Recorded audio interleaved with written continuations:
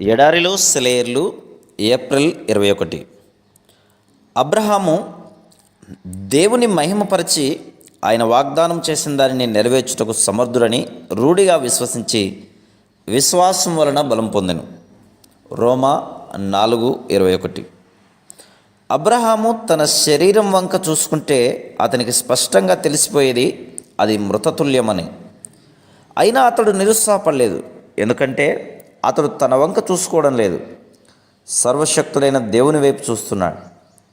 వాగ్దానాన్ని పట్టుకొని తొట్టుపడలేదు, జలపాతంలా మీదికి ఉరుకుతున్న ఆశీర్వాదాల క్రింద నిటారుగా స్థిరంగా నిలబడ్డాడు. నీరసమైపోలేదు, కానీ ఉన్న కొద్దీ విశ్వాసంలో బలం పొందాడు, ఉన్న కొద్దీ దృఢకాయుడైనాడు. ఇబ్బందులు స్పష్టంగా తెలిసిపోతూ ఉన్నాయి. ఆయన సర్వసామర్థ్యాన్ని బట్టి దేవుణ్ణి మహింపరిచాడు.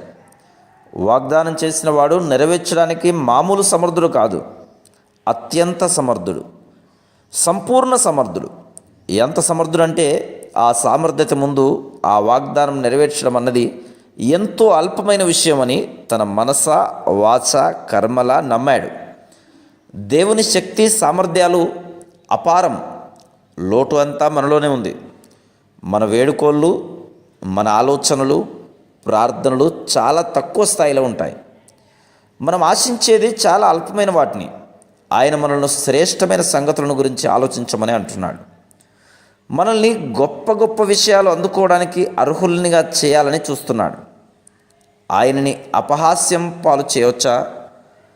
మన పరమదాత అయిన దేవుని దగ్గర మనం ఇంతవరకే అడగాలని కానీ ఇంతవరకే దొరుకుతుందని కానీ హద్దులు అంటూ లేవు. అయితే ఇక్కడున్న షరతు ఒకటే, మనకి ఆశీర్వాదాలు మనలోని పరిశుద్ధాత్మ శక్తికి అనుగుణంగా దొరుకుతాయి.